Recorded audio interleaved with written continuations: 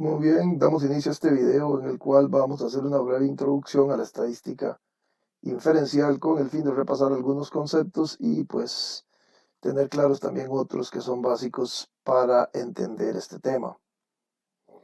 Primero que nada, tenemos que recordar, bueno, que la estadística como ciencia es la ciencia de los datos y que se suele dividir en dos grandes ramas de estudio. Una es la estadística descriptiva y la otra es la estadística inferencial. La estadística descriptiva consiste en recoger y resumir una colección de datos de tal manera que las características y relaciones entre los elementos sean fácilmente comprensibles. Ok, en la estadística descriptiva, ¿qué es lo que hacemos? Aprendemos, cuando vamos a hacer alguna investigación y hay que echar mano a la ciencia estadística, pues lo que aprendemos es cómo es que se recolectan los datos para hacer la investigación, cómo se ordenan, cómo se resumen, cómo se presentan para su interpretación. Entonces, bastante general, lo que es la estadística descriptiva nos enseña básicamente a trabajar con los datos.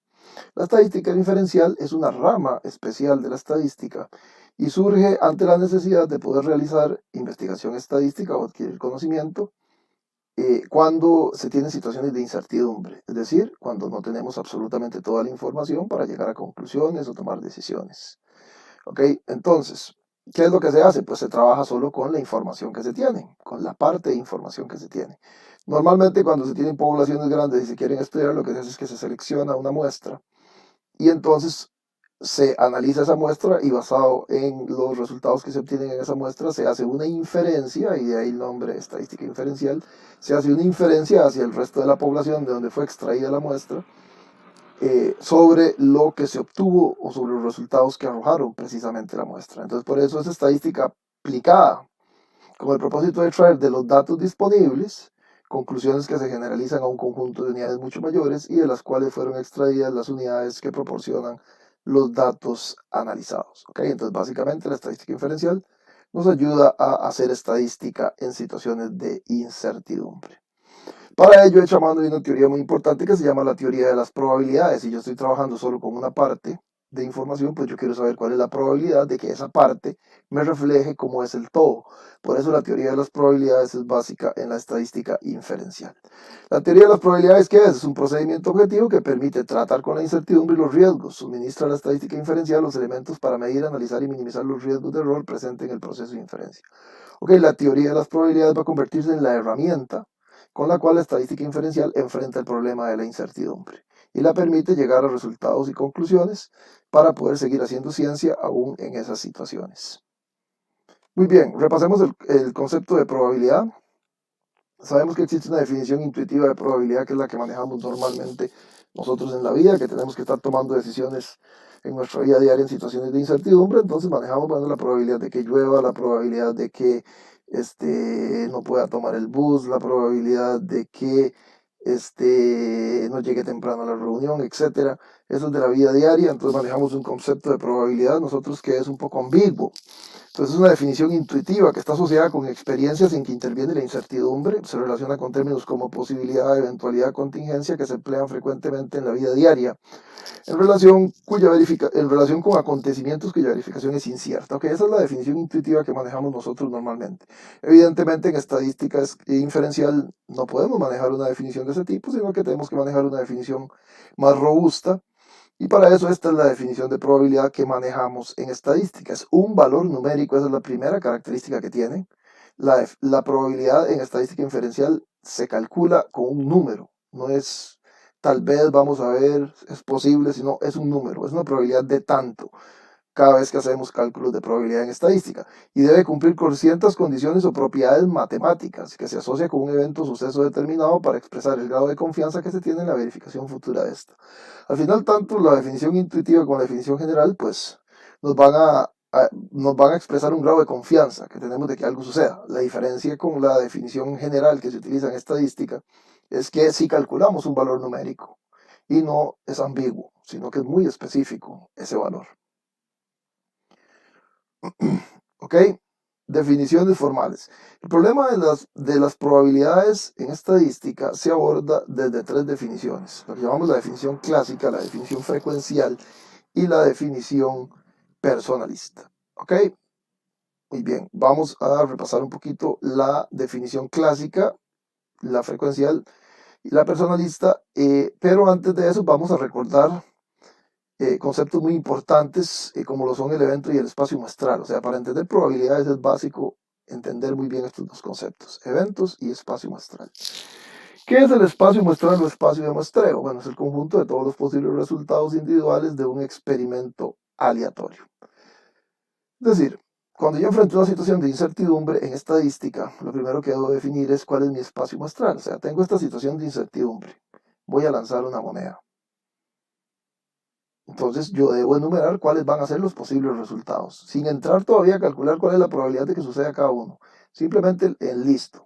Si voy a lanzar una moneda, ¿cuáles son los posibles resultados? Escudo y corona. Entonces, el espacio muestral es simplemente una lista de todos los posibles resultados en un evento que es aleatorio, como por ejemplo lanzar una moneda y tantos otros que tenemos en la vida. Este es el primer concepto importante, el del espacio muestral. Ahora, el evento o suceso es un subconjunto del espacio muestral, es decir, un conjunto de posibles resultados que se pueden dar en un experimento aleatorio. Son aquellos hechos en los que no se sabe con certeza lo que va a suceder, dependen del azar y no se puede determinar sus resultados aún repitiéndolo en varias ocasiones. Ok, entonces el evento. ¿Qué es el evento? Es cada uno de los elementos o subgrupo de elementos del espacio muestral. Entonces, si el espacio muestral en el experimento aleatorio de lanzar una moneda está compuesto por escudo y corona, un evento es escudo y otro evento es corona. Si hablamos de lanzar un dado, un evento sería el 1, otro evento sería el 2, otro evento sería el 3, ¿verdad? Pero también podríamos tener un subconjunto de el espacio muestral de lanzar un dado, por ejemplo, los números pares. Los números pares no es un solo evento, es un subconjunto compuesto por los eventos 2, 4 y 6, que son los números pares del dado. Ok, muy bien, de ahí entonces de dónde vienen los conceptos de evento simple y evento compuesto. Un evento simple es un subconjunto del espacio muestral que contiene un único elemento, como decir el elemento 3 en el lanzar el dado. Y el evento compuesto es un subconjunto del espacio muestral que contiene más de un elemento, como por ejemplo el evento número par, que contiene a los eventos 2, 4 y 6. ¿Ok? Muy bien, entonces creo que ya hablamos de lanzamiento de la moneda, de lanzamiento del dado. También podemos ver el lanzamiento de dos monedas simultáneamente. Vamos a ver estos ejemplos, tal vez de una forma más gráfica, para que nos queden más claros. Entonces nos vamos a pasar por acá. Y vamos a ver en el caso del lanzamiento de una moneda. Bueno, ¿cuál es el espacio muestral del lanzamiento de una moneda? Recordemos que el espacio muestral es una lista de los eventos posibles. Entonces la lista sería escudo. Oh, come on, vamos a ver. Escudo y corona. Vamos a poner solo la primera letra, pues para no hacer muy largo esto. Entonces el espacio muestral del experimento aleatorio de lanzar una moneda está compuesto por los eventos escudo y corona. ¿Cuál es un ejemplo de un evento simple? Escudo, por ejemplo, o corona, cualquiera de los dos. Vamos a poner corona. Ok, el espacio muestral se puede mostrar así en forma de una tabla, donde simplemente pongo una lista de eventos, ¿verdad? Pero también lo puedo tal vez idear algún método gráfico, como por ejemplo aquí, puede ser que una forma de ilustrar este espacio muestral sea mediante este gráfico, donde me está diciendo que escudo corresponde a este punto y corona corresponde a este punto en este gráfico lineal, ¿verdad? De una sola dimensión. Aquí están los dos eventos posibles que hay. Vean que pongo puntos, no los puedo unir porque únicamente puede suceder escudo y corona, no puede suceder nada en medio de ellos dos, entonces aparecen los dos punticos indicando las dos posibilidades que hay. Ok, en el caso del lanzamiento de un dado, ¿cuál es el espacio muestral? Pues serían todos los posibles resultados que se pueden dar cuando yo lance un dado, ¿verdad? Y aquí los tengo. Este es el espacio muestral del experimento aleatorio de lanzar un dado. Un ejemplo de un evento simple, no sé, el 5. Por ejemplo, un evento compuesto, número par. Vamos a copiar por acá, evento compuesto, número par, que estaría compuesto por los eventos 2, 4 y 6. ¿Ok? Este es un evento compuesto en el experimento aleatorio de lanzar un dado. También lo podemos hacer mediante el método gráfico. 3, 4, 5 y 6. ¿Ok? el 1, el 2, el 3, el 4, el 5 y el 6. Ahí tenemos el espacio muestral en el experimento aleatorio de lanzar un dado, pero mediante el método gráfico con un puntito representando cada una de las 6 posibilidades. Nos vamos al lanzamiento de 2 monedas. Si lanzo 2 monedas al mismo tiempo, ¿cuáles son los posibles resultados que voy a obtener? Okay, suponga que agarro 2 monedas, las lanzo al mismo tiempo. Bueno, puede suceder que me salga. En un lanzamiento me salga escudo en la moneda 1 y escudo en la moneda 2. O corona en la moneda 1 y corona en la moneda 2. O que me salga escudo en la moneda 1 y corona en la moneda 2. O corona en la moneda 1 y escudo en la moneda 2. Ok, entonces estos son todos los posibles resultados. Cada una de esta línea corresponde a un posible resultado de los 4 posibles resultados que hay. Un ejemplo de un evento simple, bueno, por ejemplo que salga corona y escudo. Un ejemplo de un evento compuesto, supongamos que salga el evento de que salga monedas iguales. Estaría compuesto por los eventos corona, corona y escudo, escudo. Y ahí tendríamos el ejemplo de un evento compuesto en el caso de el lanzamiento de 2 monedas.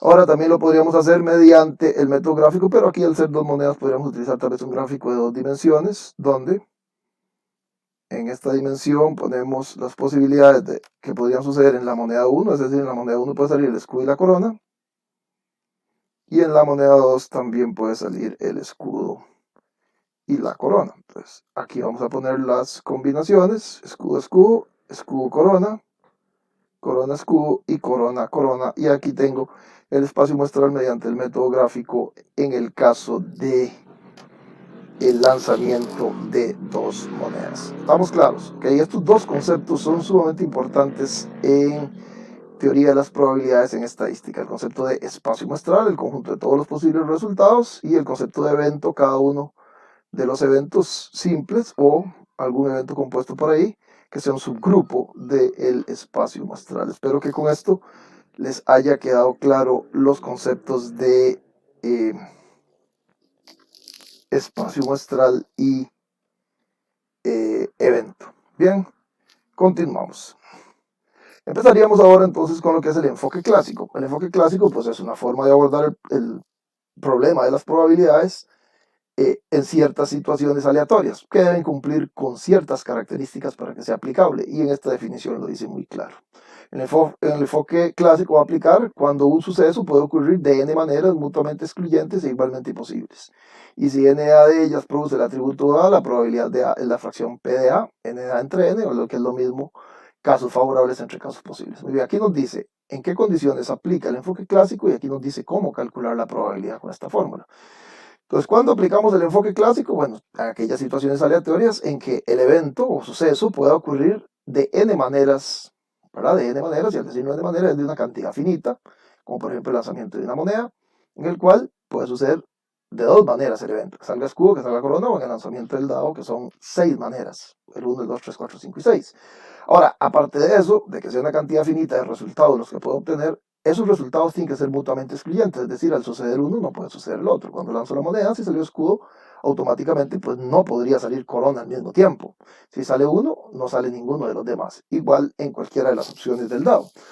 Y además de eso, tienen que ser igualmente posibles. Todos los eventos tienen que tener la misma probabilidad. En el caso de la moneda, pues solemos decir, la probabilidad de que salga escudo es 50% y que salga corona 50%. También podríamos decir 0.5 y 0.5.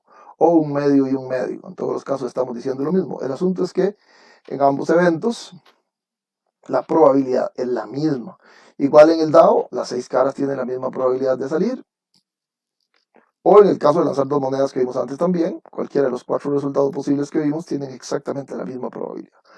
¿Cómo se calcula la probabilidad de cualquier evento? La probabilidad del evento A, por ejemplo, en el lanzamiento de la moneda, la probabilidad va a ser casos favorables entre casos posibles. Y estamos calculando la probabilidad de que salga escudo. Escudo es apenas un caso favorable de 2 posibles. Entonces la probabilidad sería un medio, 1 sobre 2. Y así sucesivamente con los otros casos. Entonces esto es lo que resume el enfoque clásico, en qué condiciones aplica y cuál es la fórmula para calcular la probabilidad. Muy bien, veamos el concepto de distribución de probabilidad, el cual es un concepto sumamente importante. el cual lo abordamos en este curso muchísimo, distribución de probabilidad. ¿Qué es una distribución de probabilidad? Es una función que asigna a cada suceso definido sobre la variable la probabilidad de que dicho suceso ocurra. ¿Okay? La distribución de probabilidad, entonces vean que es una función, podemos llamarla matemática, que nos muestra para cada suceso de los posibles, o para cada evento de los posibles, en un experimento aleatorio, qué probabilidad tiene de que ocurra. ¿Ok?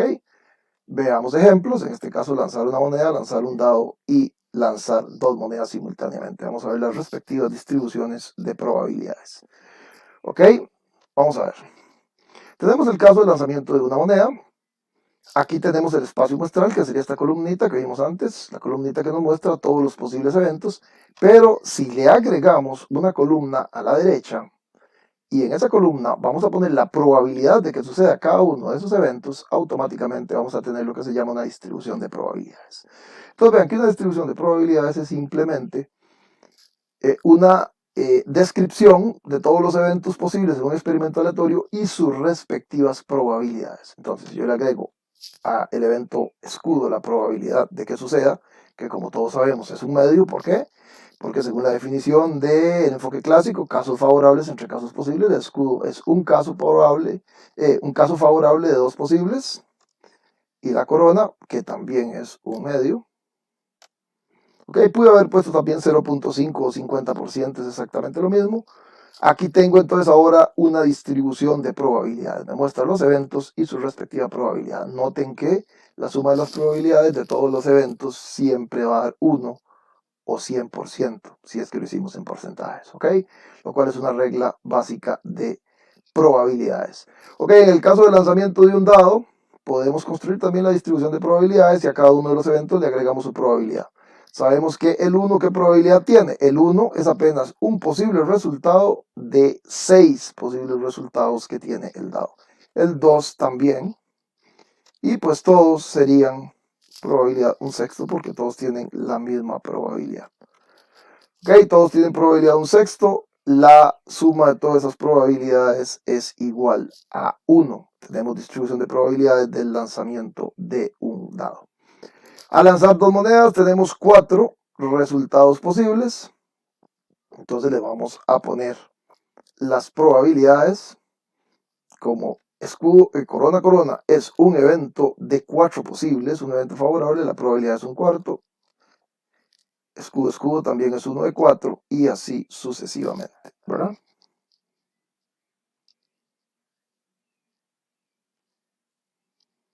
Ok, entonces suma 1, ¿verdad? Ahí estamos con las diferentes distribuciones de probabilidades para el caso de estos tres ejercicios o situaciones aleatorias. Podríamos calcular entonces la probabilidad de cualquier evento como caso favorable entre casos posibles. Por ejemplo, aquí la probabilidad de obtener escudo es 1 de 2 posibles, sería un medio, o 0.5, 50%, exactamente lo mismo. Aquí, ¿cuál es la probabilidad de obtener un número par? ¿Cuántos eventos tenemos de número par? 1, que sería el 2, el otro sería el 4 y el otro sería el 6. O sea, tenemos 3 eventos posibles de 6. Casos favorables, 3 de 6 posibles. O como tiene un formato malo, vamos a copiarle este mismo formato. Ok, vamos de 9. 3 de 6. Ok, 0.5, 50%, 3 sextos o un medio, cualquiera de todos los resultados está correcto, es exactamente lo mismo. Y el cálculo de la probabilidad para el evento monedas diferentes, que en monedas diferentes tendríamos esta, escudo corona, y esta otra corona escudo, estaremos hablando de que son 2 de 4, ¿verdad? Ok, también tenemos problemas con el formato. Vamos a copiarlo por acá. Y hacemos 2 sobre 4. Y tenemos también punto 50, ¿verdad? O un medio, o 2 cuartos, o 50%. Cualquiera de todos los resultados está correcto. Ok, entonces aquí tenemos claramente lo que es el concepto de distribución de probabilidades y cómo se calculan las probabilidades en el enfoque clásico, dadas estos tres experimentos aleatorios que evidentemente cumplen con las condiciones del enfoque clásico que estábamos hablando. ¿Ok? Muy bien. ¿Cuáles son los problemas del enfoque clásico? Bueno, hay unas situaciones especiales con el enfoque clásico. ¿Qué pasa? El número de casos favorables y aún el de posibles es desconocido. ¿Okay? ¿Qué pasa si tenemos una situación en la cual no sabemos cuál es el número de casos favorables? Ni tan siquiera el de posibles. Esta situación resulta posible calcular el cociente y por lo tanto no puede lograrse un valor para la probabilidad del evento que interesa. Recuerde que en el enfoque clásico la probabilidad es el resultado de casos favorables entre casos posibles. Si no sabemos cuáles son los favorables o cuáles son los posibles o cualquiera de los dos, no lo sabemos, no sirve el enfoque clásico. Entonces hay situaciones que sucede eso y entonces el enfoque clásico no sirve. Ok, no va a servir tampoco en situaciones en las cuales los resultados posibles es infinito. Hay muchas situaciones aleatorias que nos interesan en ciencia y en otras cosas y los resultados posibles son infinitos. El enfoque clásico tampoco nos sirve. Y se sabe que los eventos no son igualmente posibles o por lo menos no está seguro de que lo sean. Esta es una situación muy corriente en la práctica para la cual la definición clásica resulta inútil. Estamos en situaciones aleatorias en que todos los resultados no tienen la misma probabilidad, los eventos simples. ¿Qué pasa? Tampoco aplica el enfoque clásico. Entonces, como vean, el enfoque clásico tiene una aplicabilidad muy limitada solo a los casos o situaciones en que se cumplen las premisas que se establecen en su definición. Entonces, pues evidentemente en la vida real la verdad es que el enfoque clásico no nos ayuda mucho. O sea, lo que vamos a ver normalmente en nuestra vida y en las ciencias y en las situaciones que tienen que resolver los seres humanos, el enfoque clásico normalmente no va a servir, ¿verdad? Porque nosotros enfrentamos situaciones en las que la cantidad de casos de eventos puede ser infinito, no son igualmente posibles, no se conocen cuántos son favorables y cuántos son posibles, entonces hace falta otro enfoque. Para eso es que surge el enfoque estadístico, el frecuencial, que de hecho es el que más se utiliza. Y en los cursos de estadística inferencial, la mayoría de lo que se trabaja es enfoque frecuencial. ¿En qué consiste el enfoque frecuencial? Que es la solución para esas situaciones difíciles en las que el enfoque clásico no sirve. Se basa en los resultados empíricos según la distribución de frecuencias observada. Oiga ahí. Se basa en resultados empíricos, es decir, en el enfoque estadístico o frecuencial, la probabilidad se basa en los resultados que yo observo en la realidad. Es decir, al ver cómo se comporta la variable en la realidad, calculo la probabilidad viendo cómo se comporta. Si yo quiero saber cuál es la probabilidad de que llueva, pues voy y veo en el pasado cuántas veces ha llovido en los últimos días y puedo calcular la probabilidad de que llueva hoy, por ejemplo, en ese lugar. Es un enfoque frecuencial, o sea, analizo la frecuencia con la que el evento lluvia se presentó para calcular la probabilidad de que se presente hoy, por ejemplo, o mañana o en el futuro. Así es como funciona más o menos el enfoque frecuencial, que es el que más se utiliza, por ejemplo, en los experimentos que se hacen, en el que se hacen parcelas de estudio, donde se observa y se aplican diferentes cosas a las plantas, pues lo que se observa es la frecuencia con la que se presentó la enfermedad en las plantas o el X nivel de crecimiento de las hojas o la cantidad de frutos, ¿ok? Y así en un montón de cosas más que ustedes se podrían inventar. Ok, si se hace un número n de observaciones de una misma clase y se encuentra que el evento ocurre en NA de ellas, el cociente NA entre n se denomina, ok, es el cociente entre A y NA. Verdad que al final resulta ser también casos favorables entre casos posibles, pero no el resultado de un análisis lógico, sino el resultado de un análisis frecuencial, es decir, la frecuencia en que se presentó el evento, ¿verdad? De X cantidad de situaciones en las que se probó. Entonces vamos a tener una frecuencia relativa del evento A como una función NA entre N. Conforme el mayor sea el número de observaciones, así es la estabilidad de las frecuencias relativas, por lo que se concibe la probabilidad como un valor cierto, generalmente desconocido, al cual tiende como límite la frecuencia de una cierta experiencia al aumentar N. Muy bien, lo que en el cálculo diferencial integral, con análisis de límites, se ilustraría de la siguiente forma. Hacemos atender n infinito, es decir, la cantidad de veces que se realiza el evento, la hacemos tender a infinito, y entonces la probabilidad se va a parecer al resultado de n de a, es decir, de todas las veces que se realizó el experimento, las veces en que se presentó el evento que nos interesa, entre el total de veces que se realizó eh, el evento. Es decir, la probabilidad va a ser cuando hacemos a n muy, muy grande, es decir, hacemos el experimento muchas, muchas veces. Ok, vean aquí algo interesante que podemos entender. Por ejemplo, lanzar una moneda. Lanzar una moneda mediante el enfoque clásico, ya sabemos cómo calcular la probabilidad, ¿verdad? Casos favorables entre casos posibles, el escudo es 1 de 2, la corona es 1 de 2. Pero también la podemos analizar mediante un enfoque frecuencial. ¿Cómo sería? Sería empezar a lanzar la moneda muchas veces. Entonces lanzamos la moneda 1000 veces, ¿verdad?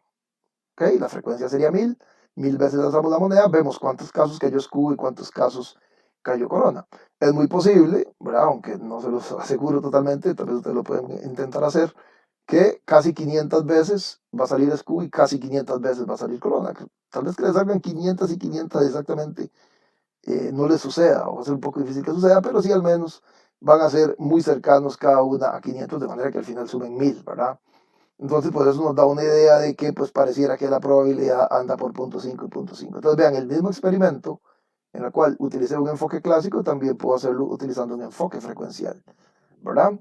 Ok, entonces para que entiendan un poquito la diferencia entre estos dos enfoques. En la vida real las cosas que se analizan pues normalmente no se pueden hacer con el enfoque clásico, sino que hay que utilizar el frecuencial, como el caso de los experimentos con plantas que yo les dije, que se hacen parcelas y se prueban diferentes cosas y se siembran muchas plantas a ver lo que sucede. Ok, ahí se tiene que usar por fuerza un enfoque frecuencial. Ok, por ahí existe otro enfoque personalista o subjetivo que no se estudia, porque no tiene sentido estudiarlo, porque es subjetivo precisamente. Recordemos que la ciencia es objetiva, no subjetiva, entonces lo subjetivo no cabe en la ciencia. Pero es un enfoque que se tiene que utilizar en situaciones en las cuales necesitamos calcular probabilidades y no se puede utilizar ni el enfoque clásico, porque no se cumple con las condiciones del enfoque clásico, ni el enfoque frecuencial, porque no se tienen datos para poder hacer el análisis frecuencial, ¿verdad? Eso puede ser situaciones muy, muy especiales en las cuales no existe absolutamente ninguna información y hay que calcular alguna probabilidad. Entonces, en ese caso, pues se puede utilizar un enfoque personalista o subjetivo, es decir, se orienta a tratar el caso de eventos históricos específicos que no pueden repetirse, y por ello no es dable aplicarles la definición clásica ni emplear la interpretación frecuencial. ¿Ok? Concibe la probabilidad como una medida de la creencia personal de que un cierto evento particular es susceptible de suceder o ha sucedido. Vea que se basa en una creencia personal, ¿verdad? O sea, alguien decide cuál es la probabilidad. No tiene datos de frecuencia, ni mucho menos de enfoque clásico, pero simplemente debido a la experiencia que tiene, dice la probabilidad es tal. Al basarse en una creencia personal, acepta que diferentes personas razonablemente conocedoras asignen distintas probabilidades a un mismo evento. Es decir, yo puedo tener a dos especialistas en un tema sin datos y que les digo que me calculen la probabilidad de algo sobre el tema que ellos conocen y ellos me den dos diferentes respuestas. Eso es aceptable porque el análisis es subjetivo. Entonces, como les digo, esto es como calcular probabilidades en última instancia cuando no se tiene de qué echar mano, pues se tiene que buscar a un experto, alguien que conozca y que nos diga simplemente cuál es su creencia sobre la probabilidad de que el evento se presente. Entonces, evidentemente no es susceptible de ser estudiado científicamente, pero por ahí está para usarlo cuando se requiera. Muy bien, en los cursos de estadística inferencial pues se suele utilizar un enfoque frecuencial. O sea, el enfoque frecuencial es el que más se utiliza porque es lo más normal que enfrentamos en nuestra vida diaria. Muy bien, ok, ahora vamos a ver, en este curso vamos a ver tipos de distribuciones de probabilidad y entonces queremos saber cuáles son las otras distribuciones de probabilidad que tenemos. Se han inventado muchas, aquí vamos a estudiar algunas. Ahora van a depender si estamos trabajando con una variable discreta o una variable continua, ¿verdad? En el cálculo de la probabilidad. Recordemos que una variable discreta es aquella variable que toma cualquier valor dentro de un rango. Entonces, una distribución de probabilidad discreta describe la probabilidad de ocurrencia de cada valor de una variable discreta, como por ejemplo el lanzamiento del dado. La variable discreta es el número que sale. Sale el 1, sale el 2, sale el 3, 4, 5, 6, pero no sale el 1,5. Entonces es una variable discreta. ¿Ok? El resultado del dado. Entonces podemos utilizar para analizar cosas con los dados una distribución de probabilidad discreta. ¿Ok? En el caso de la distribución de probabilidad continua, se utiliza para calcular probabilidades en situaciones en las cuales la variable es continua, es decir, una variable, cualquier variable continua es aquella variable numérica que puede tomar cualquier valor dentro de un rango. O sea, si tengo una variable que toma cualquier valor, no solo ciertos valores, como el caso del dado, que el 1 brinca al 2 al 3, sino una variable continua puede tomar cualquier valor entre X rango, ¿verdad? Como por ejemplo el peso de las personas, la estatura, son variables continuas. Entonces, para analizar probabilidades de este tipo de variables se utilizan distribuciones de probabilidad continua. Ok, entonces en la primera parte vamos a analizar distribuciones de probabilidad discreta, donde vamos a ver 4 tipos de distribuciones de probabilidad: la binomial, la Poisson, la geométrica y la hipergeométrica. Hay más distribuciones de probabilidad discreta, pero esas son las que queremos ver. Y en el caso de la distribución de probabilidad continua, vamos a estudiar nada más la normal y la test student, que también hay varias más de tipos de distribuciones de probabilidad continua. Entonces, pues lo que nos resta es empezar a ver esos tipos de distribuciones de probabilidad, tanto variables discretas como variables continuas. Muy bien, esto sería todo lo que quería que entendieran sobre la introducción a la estadística inferencial. Así que muchísimas gracias.